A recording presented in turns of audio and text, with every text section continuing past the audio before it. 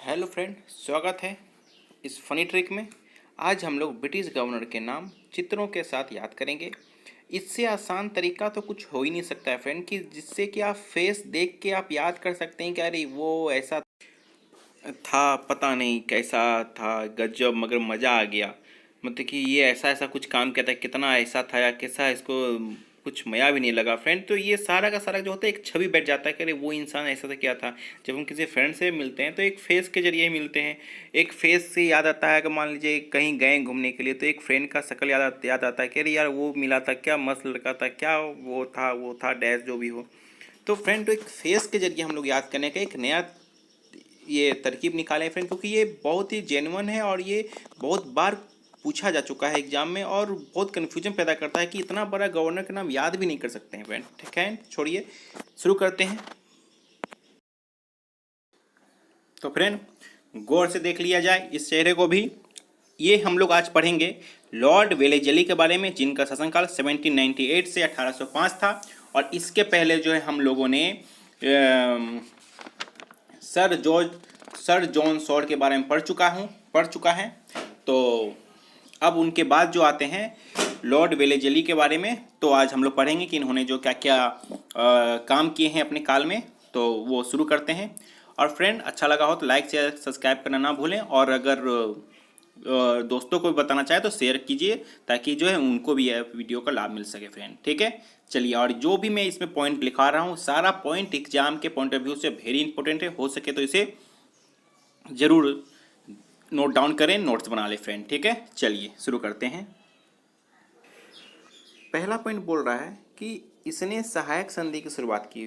Friend, सही बात है, इसने जो है सहायक संधि की शुरुआत जो है इसने की थी। मगर भारत में अगर एग्जाम में पूछा जाए कि भारत में सबसे पहले किसने किया था, तो इसमें आ जाएगा गवर्नर, फ्रांस के गवर्नर डुप्ले ने किया था। तो ये जो है वेवेजली के पहले जो है फ्रांसीसी गवर्नर डुप्ले ने सहायक संधि की शुरुआत की थी।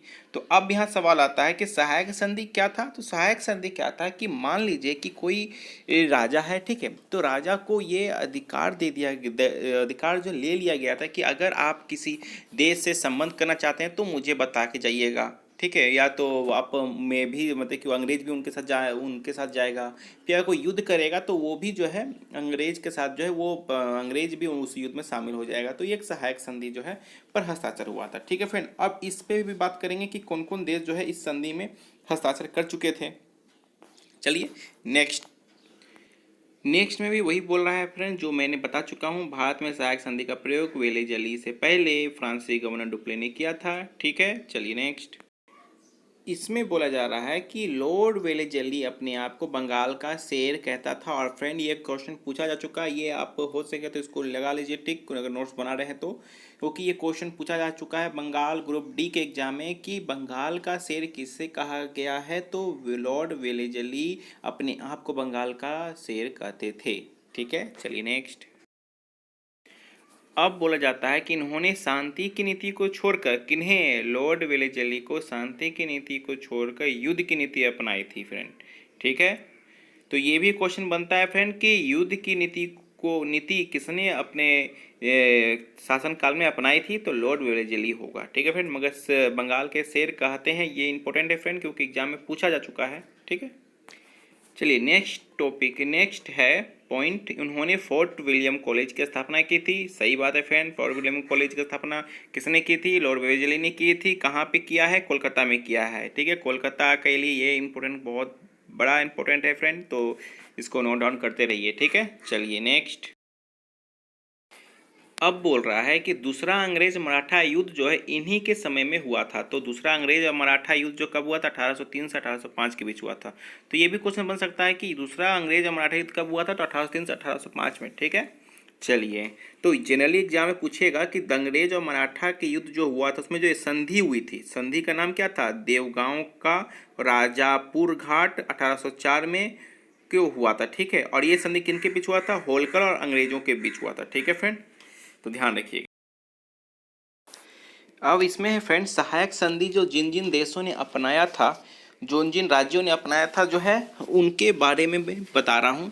ठीक है, उनके बारे में देख लीजिए, लिखा हुआ है। पहला हुआ हैदराबाद 1798, फिर मैसूर हुआ 1799, फिर तंजौर 1799, अवध 1801 और एक पेशवा 1802। ठीक है, और एक और है फ्रेंड जो छूट गया है 1804 में, सिंधिया। ठीक है, 1804 में। ठीक है, तो यहाँ दीजिएगा कि पहला कौन था सहायक संधि पर हस्ताक्षर करने वाला, तो हैदराबाद के निजाम 1798। ठीक है, चलिए अब चलते हैं, ये ख़त्म होता है। अब हम लोग जाएंगे सर जॉर्ज वालिक। ठीक है, चलिए अब फ्रेंड जैसा कि दिख रहा है, गौर से देख लीजिए इस चेहरे को। सर जॉर्ज होगा फ्रेंड, यहाँ पे थोड़ा सा मिस्टेक हो गया, जॉब हो गया है, तो सर जॉर्ज वाले है, जिनका शासनकाल 1805 से 1807 है। मात्र 2 साल के लिए ये आए थे।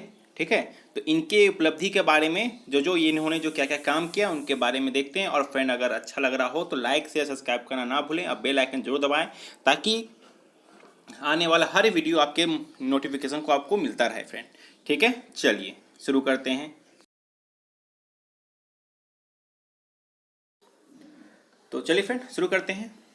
जिस तरह से पिछले वीडियो में जिस तरह से हमने किया उसी तरह से फ़ोटो को लेते हुए हम लोग भी इसे कर रहे हैं।